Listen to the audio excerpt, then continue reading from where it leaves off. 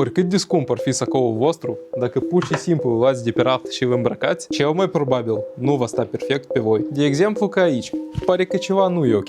În primul rând, mâinile sunt prea lungi, umerii sunt prea înalți și nu stau pe locul lor. Capul de mâinică trebuie rotit. Însă în cazul sacourilor de calitate, cum ar fi al nostru, de obicei se lasă rezerve de material pentru eventuale ajustări. Cusătură mediană, de pe spate, are cea mai mare rezervă. De regulă se lasă între 2 și 4 cm, uneori chiar mai mult. Acest lucru permite lărgirea și cambrarea sacoului în zona pieptului și a taliei. Cusăturile laterale au de obicei o rezervă de aproximativ 1-2 cm pe fiecare parte, ceea ce permite o mică ajustare a lățimii. La mâini se lasă întotdeauna rezervă de aproximativ 3-5 cm.